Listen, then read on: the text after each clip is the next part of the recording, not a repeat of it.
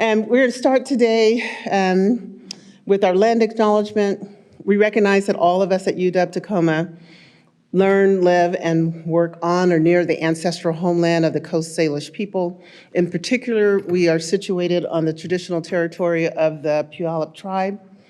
As people on this occupied territory, we have a responsibility to acknowledge the land, the ancestors who have cared for this land since time immemorial, and all our indigenous connections today.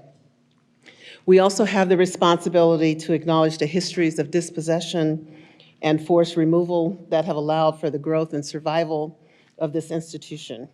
In light of this history, let us take active efforts to partner with our indigenous community members and neighbors as we continue our work together as a community of learners, leaders, and educators. And you all know I always try and figure out, okay, what are we doing to make this real? And I have some ideas, but I always get better information from you all. Anyone doing anything that you want to give a shout out about? Okay, John. I just want to give a shout out to Michelle Montgomery and the Indigenous Speaker Series, which I'm always impressed to see as the announcements come across. I just wanted to give a shout out to Michelle Montgomery and the Indigenous Speaker Series. I'm always impressed by the announcements that I see coming across UWT line for that. So that's what I wanted to point out. Well, thank you, John. Yes, those speakers are really impressive. And the Center for Indigenous Studies, also American Indian and Indigenous Studies also does the speaker series. And they also host writing workshops for Native scholars in the summer and throughout the year. So I had the privilege of attending one of the writing workshops with students who were a combination of in the Indigenous program that we have in partnership with New Zealand, and then our Muckleshoot cohort, and they got together, and Michelle and other faculty members were really helping them with their writing and scholarship. And so the folks who were in the last Muckleshoot cohort, the 10 women, are writing a book about their experience together. So it's pretty cool that is continuing to go on. We have a pretty, we'll see if it's full agenda. There are a couple things I wanted to talk about before handing it over to Ann and others to talk about Husky Fest. One is I want to thank the budget team. We were able to submit our FY 25-26 proposed budget at the beginning of March. There's a long process that goes through now, including a review with the Senate Planning and Budgeting Committee, a review with the President and Provost, and then all of that is compiled and goes into the budget that goes to the Board of Regents for their review later on. So by the end of June, we will have a budget that will have been vetted many times and then will be adopted by the university for all 3 campuses. And we do this every year, but I just want to say a special thank you to the budget and finance team, because they're doing this while we are still going through finance transformation. And while we aren't having the magnitude of problems that they are having on the Seattle campus, I want to acknowledge that folks are still having problems with grants, and that we are trying to work through those. And our team here has just been extraordinary. I don't see Mike today, but in terms of responding and trying to help people as we're going through this process. It was on the front page of the Seattle Times. When I first started my career, one of my mentors says, one of the things that you want to do is avoid the front page of the Seattle Times, because it's never good. And so just thank you to our team for all that you're doing as we're going through this finance transformation process. Even as we were doing budget and finance transformation, we have been also making progress on our capital budget. And I've just got to give a special thank you to Mintha and Bernard from Student Life, Sylvia and Ben from Finance and Facilities, and Joe from my team for continuing to push on our housing and dining project. And we finally got confirmation that it is going to be included on the capital plan that goes to the Board of Regents in June. So I know that this has been, for many of you, you've heard this many years, and it is finally going to be on the plan. Now, having it on the plan is the first step, because then we've got a long process. But in the next 6 months, we'll go through a process that the university has for us to do, sort of a feasibility for doing a public-private partnership, and then we'll get approval to go out for an RFP, hopefully at the beginning of next year, so January of 2025. And the schedule, I was, when we go through the process, yes. But when we open, the estimated open is fall of 2028. So it seems like a long time, but that's 3.5 years from now. So time flies by really fast when you're working on these projects, and I just want to thank folks for continuing to push through on that, because we know that that's going to make a difference for us here at UW-Tacoma. The other thing is there are quite a few of us who are part of, the university is going through its mid-cycle accreditation visit next week, or no, week after next, April 8th and 9th. And I know that many of you in the room have been called on to be part of that, and we'll be making that trek up to Seattle. Last I heard, they had not made plans for the Zoom, but maybe they have. Have you heard anything, Darcy? Is it still? Yeah. We're all going to Seattle on April 8th. And then they're actually, I'm in Seattle the morning of April 8th. Then they come here the afternoon of April 8th. And so we'll see how that works out. But it is our mid-cycle, and for those of you who may be new to the university, we have one singular accreditation. So this mid-cycle review is for all 3 campuses. And we're continuing to do our work on safety. And again, thank you to the finance and campus safety team for that. We are trying to get into a rhythm of having drills where we practice. And so we will have a practice fire drill and evacuation on April 18th. We tell people ahead of time so they're not freaked out about it. And we know that there's still people who don't know what to do, but there's really good information on the campus safety website. So please, before April 18th, if you get a chance, go and look at that website so you'll know what to do and how to do that. And finally, I want to thank Patrick Powell and the API Thrive team. Earlier this week, we premiered a film about the Asian student experience here at UW-T. And I have to say that I thought it was going to be, tell us what we needed to do better, because we do need to do a lot of things better. But it actually ended up, one of the organizers called it a love letter to UW-T.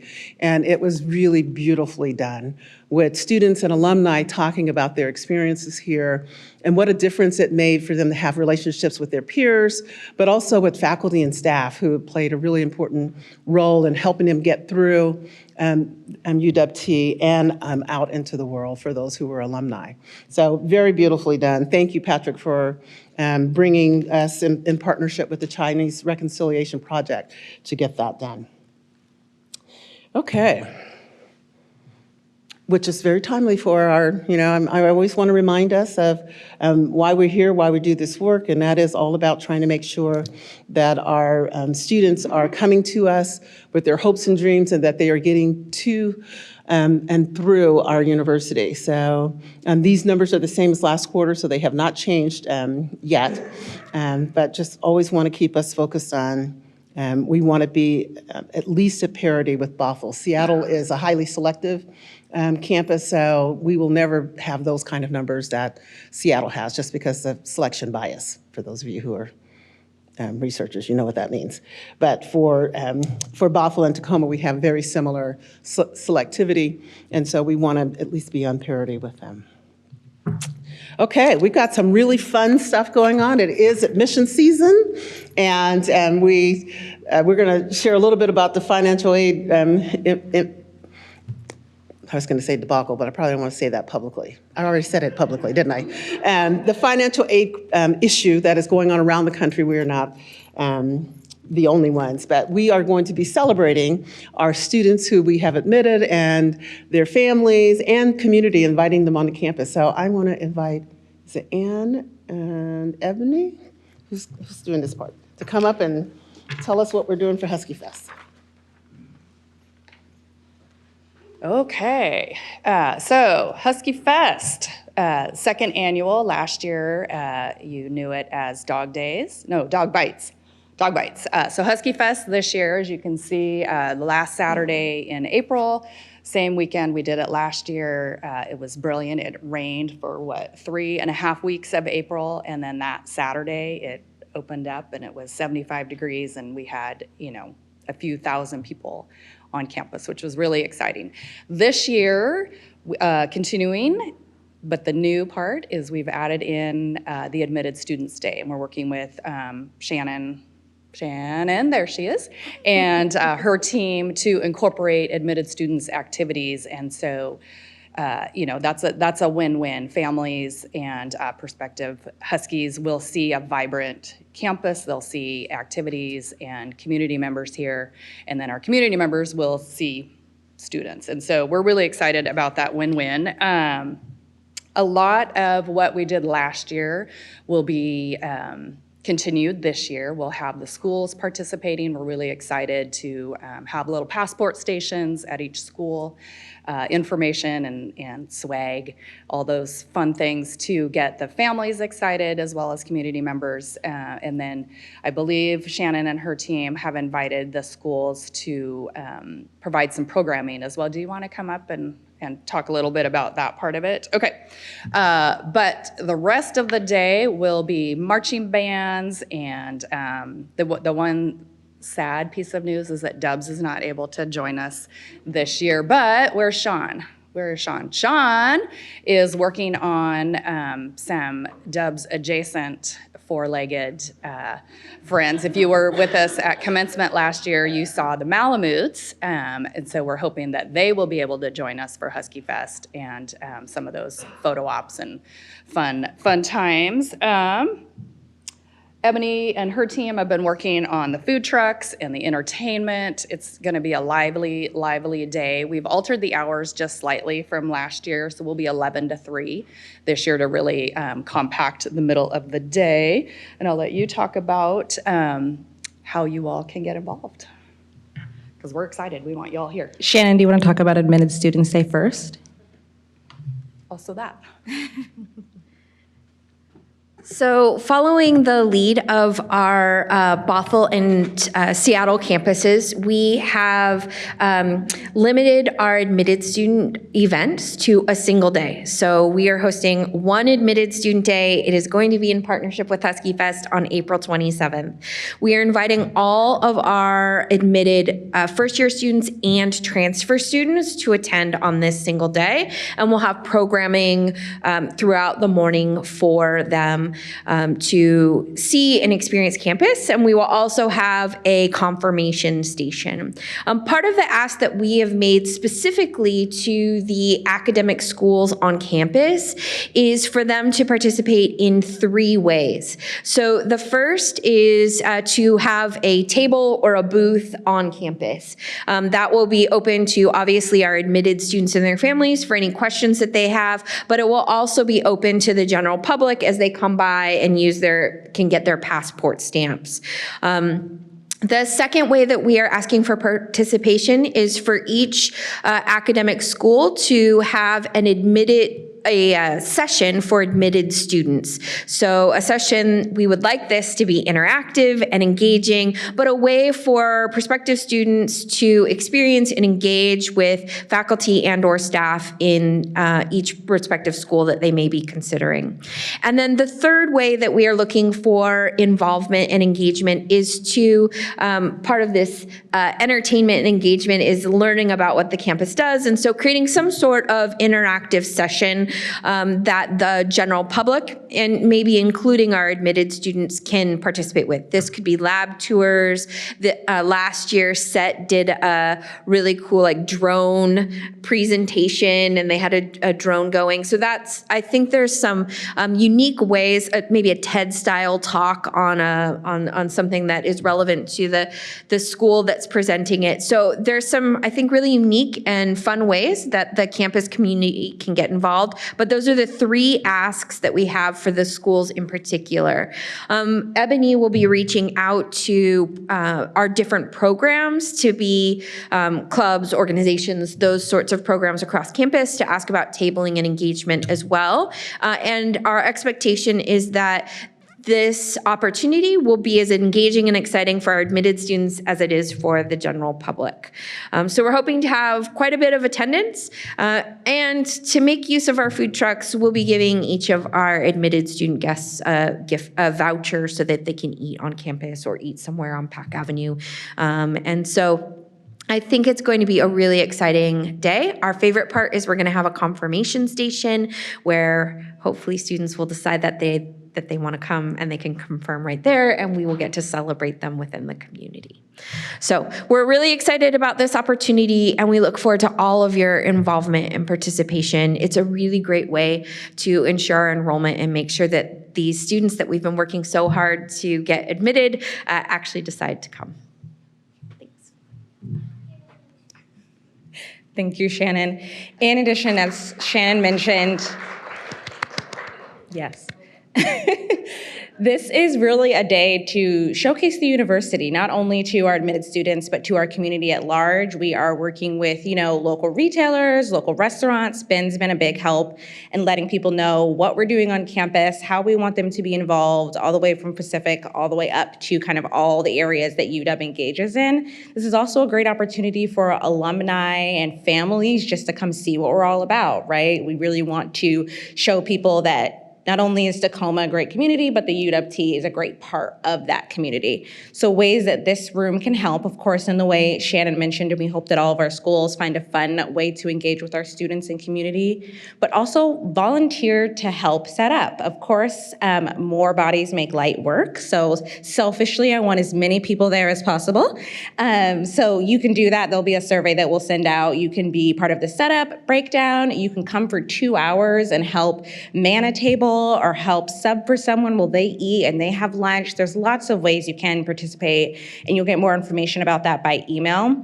Also, if you're not able to participate physically, a great opportunity is to send swag. So swag from the schools that you want to build. We have a prize table. So for those folks who do take advantage of all the stamps and kind of get their passport filled up, there'll be an opportunity for them to spin the wheel, and they'll go home with various UW prizes and packages based on where they land on the wheel. So just some fun things and different ways to entertain folks. Also, if you are an entertainer or you are part of a dance group, we'd love to see you there. Having our own faculty, staff, students perform at Husky Fest is really what it's all about, just to kind of connect with the community. I see you, Noreen. So it's really just a great way, again, to connect with the community and tell everyone, like, yes, we're staff, we're faculty, we're human, we're so excited that you're here, and we hope you continue to come here. So we're really hoping to make this a great annual community event. So once you get that email, feel free to send me questions, or if you have any questions on top of mind now, please feel free to ask myself. And Shannon will be here after the meeting, or if we have an immediate raised hand. I don't want to ignore anyone. Okay, well, thank you. I hope you'll sign up. And if you can't do any kind of the sign up or the heavy lifting, please just participate. Come, let us know how it goes. Check out the different booths. Eat ice cream and tacos. We just want you to be there and really represent UW. So, thank you.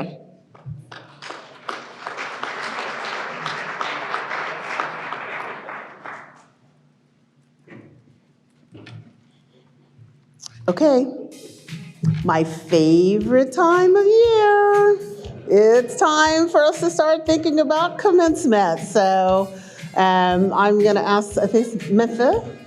Is Mepha coming to do the commencement time?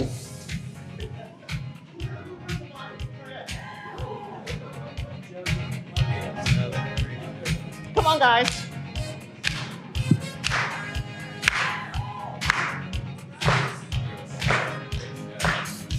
You're acting like you don't know the song. I know you all know the song. Come on, do a little shimmy, right? So as Sheila mentioned, I'll wait for the frame. There's a party. Okay, I'll spare you that. So we are indeed excited and looking forward to celebrating the class of 2024. 2024. So I'm extending a personal invitation to everyone in this room and all members of the UW-Tacoma community, faculty and staff, to join together and celebrate our students. There is a website that is up and live. I would invite you to take a look at it at any time, share it with staff, share it with faculty, share it with others in the community, and it outlines all the particulars related to the upcoming commencement. So the date is June 7th. That's a Friday.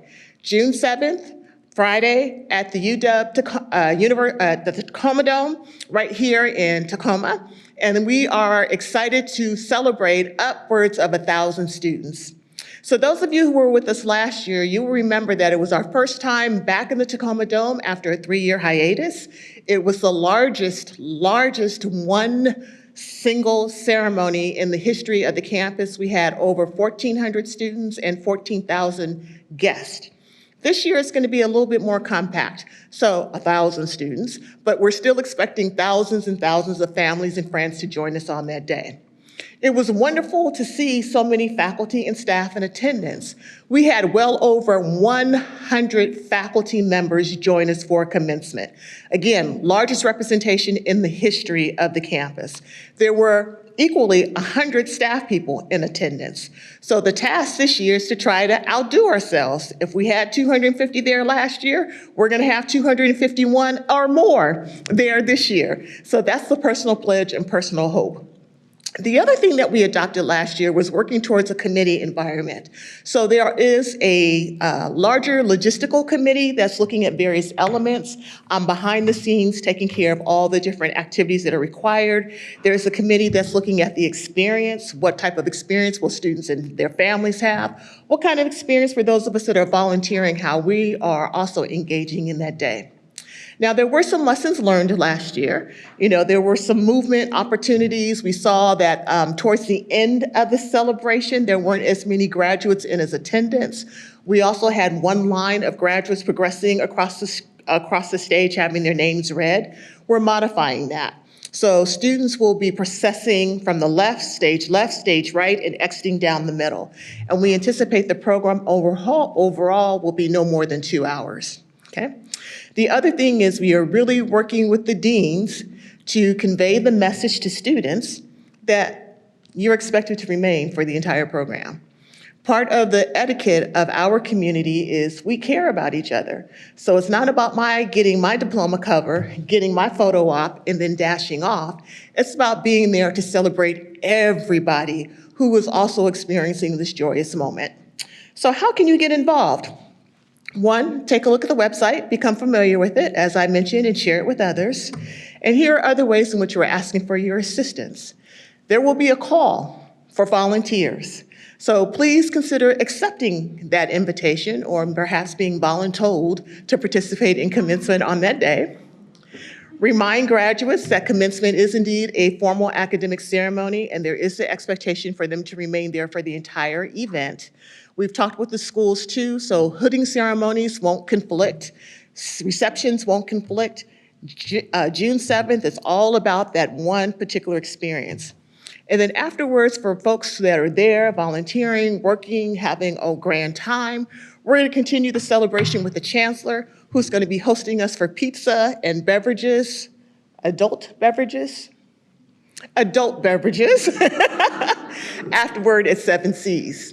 So that's the plan for commencement 2024. Are you all excited? Yeah. Are you planning to be there?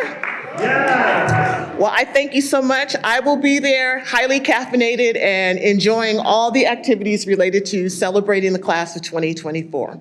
Thank you. Am I next? Oh, okay. Well, I'm told that I'm going to remain in place. I'm going to invite my dear colleague Shannon Carr up. So as you heard the chancellor mention, absolutely. Ann Toffen. I'm from the School of Urban Studies, and this is a safe space, so I'm going to go ahead and just share that. Last year, the President's Medal winner was a mentee of mine that I had spent hours and hours and hours guiding for 2 years, and she was seated on the stage with dignitaries and regents, and when the video was played about her, and this is a mother, and I'm, proud of making tenure and getting my PhD as a mother. When they interviewed and shared 2 senior white male colleagues who had had no formal role guiding this person, it was so humiliating and upsetting for me in the event that was like the largest gathering ever in the history of UW-Tacoma, that I did in fact get up and leave because I didn't want to create a scene in front of that many people. I knew I was going to cry, which is like embarrassing to say as somebody who's 50 years old. But I made an excuse about like my daughter needed me and I left. But I would just really make the plea that if we're doing things to honor our students, that we do our due diligence in media services and elsewhere to make sure that students and the people who have supported them are being acknowledged. And it's not about wanting attention, it's about creating a community where we are acknowledging the labor and the care that goes into supporting our students. Thank you for that, for sure. All right, so commencement, we will absolutely take that to heart and have conversations, and it is a team effort. So every now and again, we might make a misstep, but the great thing about being in community is we forgive and we move on and we learn from those lessons, okay? Great. So forgiveness. We're gonna forgive the federal government this year because they introduced a new financial aid form. So you all may not have been tracking this like we have, but the entire higher ed system has been upended this year because of a new financial aid form. The intent was to make things easier for families and for students, but the process was a little bit delayed, 1. 2, there have been all sorts of challenges in terms of delivering the information, processing it, and then how is it going to impact awards. So Shannon has been a part of the discussion. She's got great information as it relates to UW-Tacoma and what our plan is to go forward in spite of the financial aid. You didn't say it, but I will say it, financial aid fiasco. They're gentle with their statements about fiasco and debacle. I will say, though, I want to give credit where credit's due, and I do think that the federal government did succeed in simplifying the FAFSA. So once students and families could access it, it genuinely was easier than the process previously. The challenge was just in the rollout. So to give context, typically the FAFSA had been rolled out in early October, usually by October 1st, and then institutions had student data usually in mid-December so that they could start processing that for the eventual rollout of aid in the spring. This year, the FAFSA itself did not even go live until just before midnight on December 31st. And it went live in a staggered fashion, so there were lots of downtime where students and families couldn't get in. Now, I want to be certain to say that once they got in, it was a pretty good process. The challenge was really just in their ability to access it.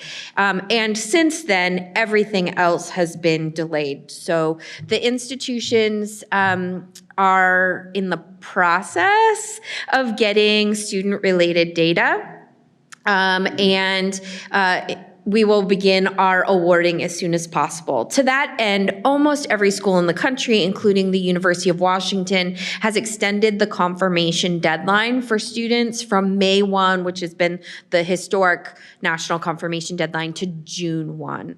At the Tacoma campus, we've been really flexible with our students in years previous. So we will accept students and they can confirm their intent beyond May 1 and even beyond June 1. We have a lot of transfer students who do that well into the summer, and we'll continue to offer that flexibility for students if they want to confirm at any time. But it has been formally extended to June 1. So more financial aid decisions and award notifications have not gone out to students for autumn 2024. We're waiting on that process, so more to come. Right now, I will just say that confirmations for both first-year students and transfer students are ahead of where they were last year, despite this challenge. So let's just keep our fingers crossed that goodwill continues, and that once students get their 8 awards, they continue to confirm in the same pattern and fashion. Any questions I can answer for you? John, and then we'll go to the back.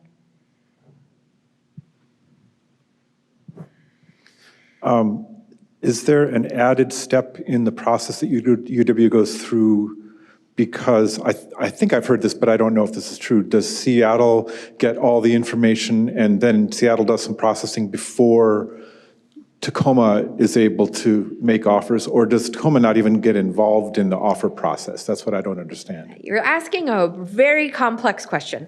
Essentially, the Seattle campus is the primary processor for all aid data. So all aid awards go through Seattle and are administered through Seattle. And in the event that the student only applied to the Tacoma campus, that award comes from Seattle and is given to the student based on Tacoma information. In the event, though, that a student cross-applies, which since we've joined the common application, a huge percentage of our students are cross-applying to Seattle and Tacoma, they get a Seattle award, and then they have to ask for a Tacoma award. So we are in the process of reaching, once 8 awards drop, we'll reach out to all of those students and let them know that we're happy to provide a Tacoma-specific award, and that's all manually done then on the Tacoma campus. Probably way more information than you needed to know, but full transparency. Hi. So I have a follow-up question to what you just said, but then I'll go to my other thing. So does that mean that students will have to do an additional process to get a Tacoma award? If they applied to Seattle and Tacoma, or Seattle and Bothell in this case, they get a Seattle award. That's automatic. But if they want a Tacoma-specific award, they have to ask us, and we manually alter that. Just because our fees structure is a little bit different, so they're slightly different awards, and so we do a very aggressive sort of outreach process to anyone who cross-applied to both institutions to let them know that we're happy to provide them with the Tacoma-specific award. How does it work for current students? They just get a Tacoma. Okay. Seattle, because they're Tacoma students in that case, Seattle administers an award, and it's Tacoma-specific.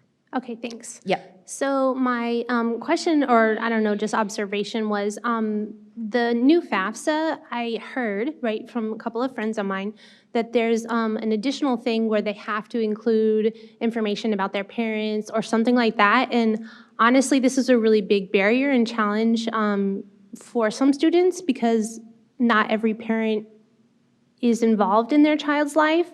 And if they are, it's not always a positive experience. And sometimes the student doesn't even talk to their parent, hasn't for a very long time, is not financially dependent on them at all. And yet this new thing was a problem. So I'll just say that you're right. There's a definite change in terminology with the new FAFSA, and they moved away from parent and guardian to what is now called contributor. And this changed the landscape quite a bit, where students have to get their contributor information. There's a couple of things this did is it changed the dynamic in many cases for divorced families, where and engages non-custodial parents differently than it has in the past.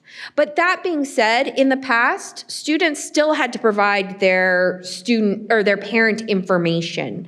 That hasn't changed. Unless they were 24 and or they could declare themselves independent, which was very rare, they still had to provide their parent information.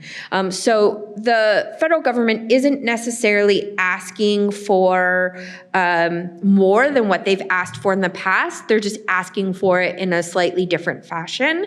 And there are still plenty of opportunities for students who are in the situation that you've described to essentially show independence. But that is tricky for a lot of students, and that hasn't necessarily been fully resolved through the simplification process. Okay, thank you. Any additional questions? All right. I will say, you bringing up continuing students, I didn't give the date for that. Essentially, the continuing student awards will come out approximately a month after the new student awards. So continuing students can expect those to drop. Our hope would be mid to late May. Again, it's all tentative timelines. All right, thank you. All right, I have a quick item before we get to the most important part of this meeting, which is Q&A. And that is, as you know, we opened our new bookstore with our partner Follett this last year. And their tool, Follett Discover, which is how faculty find course materials that integrate into the course that go straight into Canvas. It took us a quarter to get that going. And I just wanted to report that we have 82% of our courses have what we call course adoptions for this quarter, but the goal is 100%, that we get to 100%. And so my goal is that we be able to, over the summer, continue to improve that, and that next fall, we have 100% of our courses early enough, because the intent of this is that students, as they're looking at courses and exploring what courses they can take, can see what the materials are and what it's going to cost them. And the Follett Discover tool is pretty powerful. The faculty that I've talked to that have used it have been pretty happy with it. It allows you, it integrates open educational resources, searching for OEMs that apply to your course. It has a tool for seeing what other faculty across the country at their like 1,800 other institutions are using for similar courses. So it's a good tool. And they also have a low price guarantee. So they guarantee that they will go find the lowest price possible for our students. So it's good for our students. I put the US code in there. It's an actual Department of Education requirement that we have our courses listed this way. And I just wanted to kind of acknowledge that let's just say we were less than 82% in winter quarter. So for spring quarter, we are improving and want to continue this culture so that we continue to improve. And I'll ask Sheila to come back up.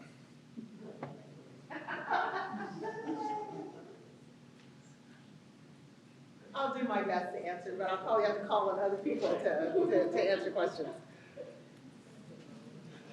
Okay. Questions? There's another question.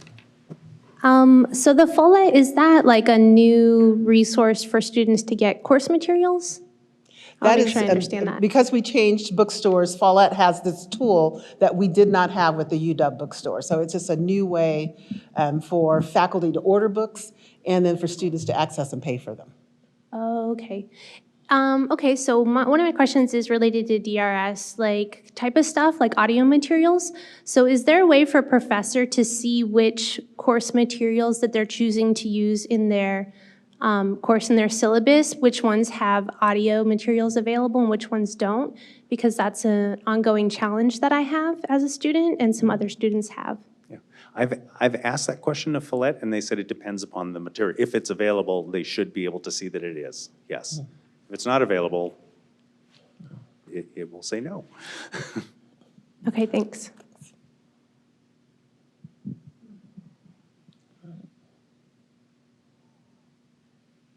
No other questions? I was going to say, ask questions or I'm just going to hand you the Memphis microphone. said there was a question about graduation.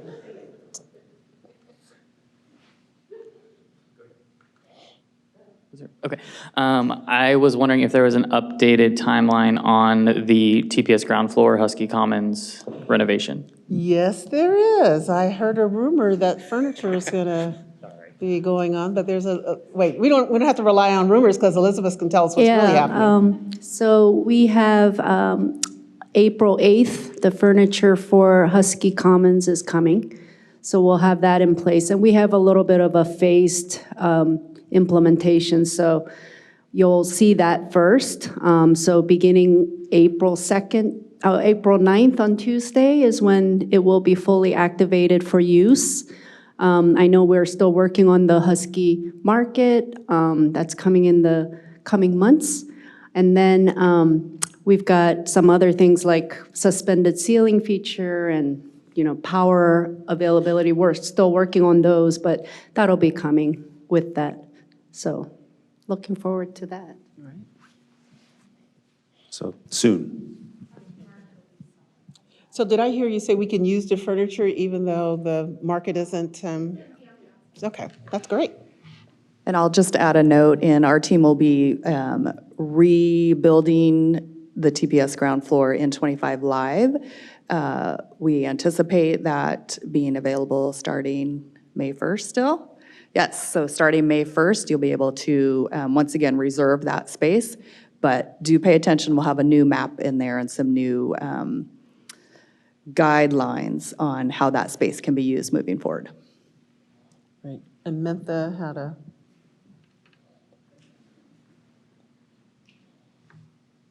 Thank you very much. So wanted to go back to commencement and really wanted to give a shout out to for a number of individuals who've helped in terms of the planning and the coordination. I noticed that Julie is sitting quietly over in the corner, but Julie really helped us in terms of hearing feedback from faculty, the ways in which faculty wanted to be engaged, having the tunnel. So just want to give you publicly a shout out for that, but also give her a shout out. Go ahead and give her. Woo! But also wanted to offer, definitely there were some lessons learned. There were some things that worked really well last year. There were a couple things like, we hadn't considered it, we want to do better. So we always welcome feedback. So those of you that were actually there and experienced commencement and you're like, hey, had you thought about this or have you considered this? Please provide that information. Also, there's going to be an all call for folks to share information and also perhaps volunteer and participate in commencement planning if you'd like. We wanted to keep it kind of small and simple, and we know that folks got a lot of work going on. But if you want to volunteer your time and to participate in the committee, we're totally open to that. So again, just wanted to say we recognize lessons learned, things we can do better. We're open to recommendations. Please share that information with me and I'll forward it on to the team. But if you also want to volunteer and participate on the commencement planning committee, you're very welcome to do so. Yep. Thank you. I have a comment. I was there. This is Yuta Heller, Sciences and Math Vice Chair. I was really disappointed to see the emptiness at the end. And so I was wondering if you had any thoughts other than just encouraging students and their families to stay, if you had any other thoughts to incentivize staying, like, a treat, or maybe the photo op is at the end, or something along those lines that would encourage students to stick around. Yeah, so we've had lots of discussions about how to incentivize that. And so, and it's ranged from a whole bunch of things. So some of us remember working at other institutions where students, frankly, just weren't allowed to leave, right? If you went to the bathroom, you were escorted to the bathroom and you were escorted back. Now, granted, that was 20 years ago. I don't think I could get away with that now, right? But, that was one approach. The question becomes about their diploma cover. If they've already gone across the stage, they receive their diploma cover, maybe as they exit, you hold that in abeyance and they receive it when they return. We've talked about a raffle, maybe, but what's going to be an incentive to keep you there? Is it a $5 gift card to coffee? Is it $100? Someone recommended $500, right? So we are exploring ways in which to incentivize it. I think really it is, say again? Oh.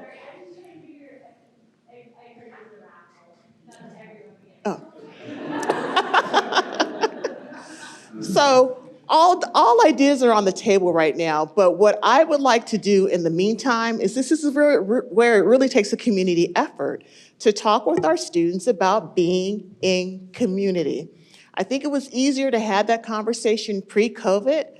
Post-COVID, we really do see it's all about me and I don't care about you. And you really see that when you're driving on the road, right? The ways in which people are like, get out of the way, here I come. It's the same kind of dynamic. So individual conversations, I think, really help to shift that. And again, we want to be there to celebrate your friends. If they were there and saw you go across the stage, why wouldn't you want to do the same thing for them? I also recognize too, though, students are getting text messages from grandma saying, I'm ready to go, meet me at the car, right? So there are all those different dynamics, but it is an issue. We acknowledge it. We don't have an answer, but we're gonna get creative. We even thought about, what if there were an athlete there for the photo op? What if there were a famous recording artist that was there for the photo op? And the answer was, yeah, that's not gonna matter because I still wanna go have hamburgers with grandma. So I don't know, but thank you for that. And if anyone has ideas, please, please, please submit them. Oh, I see a hand.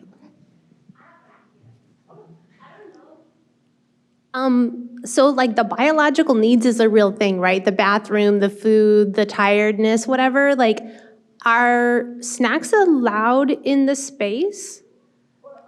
Have y'all considered having a vendor? Well, that's my idea. Is coordinating, getting approval for that event space, whatever, to have somebody who is maybe selling snacks. That's an idea. I still like my raffle idea, but Mentha said $500 wouldn't be enough to keep people in the seats. So I was like, okay. Mentha, how about changing the orders, alphabetically rearranging it, so students can predict when they're going to be able to go out? So lining students up alphabetical order by their name? I know, instead of having it right now, I think we are organizing it by school. By school, Mix up the alphabetical order of the schools. Okay. But that way, always the largest schools are not going first and emptying up the space. Because some of the smaller groups, if they leave, it will not be noticeable. I'm looking around and people are like, I think the order, again, we're gonna make note of all of these. So we probably won't have the solution today, but definitely we're taking down notes. And you just reminded me, Ali, I think some of this too is an artifact of when we did 2 ceremonies, right? So the order was contingent upon that. So thank you. Any other thoughts before okay, this is good. Keep it coming. Just one other quick idea. Actually, the first incentive I thought of was a job. Raffle for a job, right? Everyone wants one of those. I was just kidding, though. You get a job, you get a job, you get a job. I can handle that. But one of our colleagues just went to a very large graduation at the University of Houston or something like that. And they had faculty sitting at either end of each of the rows. So they had to go through a little bit of a faculty barrier to excuse themselves at least. So that is an idea. I see Shannon's writing down these things, so thank you. Again, no idea is a bad idea. We will definitely entertain them all and whether or not it's feasible or not. So, again, thank you. That's true. Great. And if those of you, if you go to any semester graduations, which are usually the first week in May, if you see something that works really well, let us know, because then we have time to implement it for ours a month later. Yep.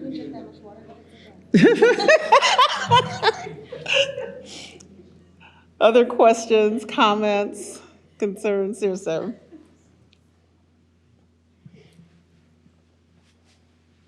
This is for Joe. Follett. I've noticed from faculty reports that sometimes their input, their adoption, does not get reflected in reports that some of our staff get, and then my faculty get slapped on the wrist for not having done something that they have already done, like weeks, like there's a delay. Does that make sense? So there's a delay in how, yes, and how the adoptions are being reported back to us. Yeah. So I was just wondering if that's a wrinkle that's going to get worked out, or Yes. where we are. Yes, that has been a problem. The integration of our unique University of Washington data structures, did I put that nicely enough? With the Follett system has been a challenge. I will give a big shout out to Bill Fritz, who is not here, and the work that monumental work that he's done to get that to happen. Actually, I believe it was yesterday he sent me a message saying I've finally fixed the last piece of it. So our hope is moving forward that those little glitches will be worked out. Yeah. Right. It is definitely a much better tool than we got from the UW bookstore. And we get much better UW tea swag. That's for sure. Okay. Anything on anyone's mind? Okay, great. See, I didn't jinx us. The gift of time, 10 minutes. Enjoy, and thank you all for coming out.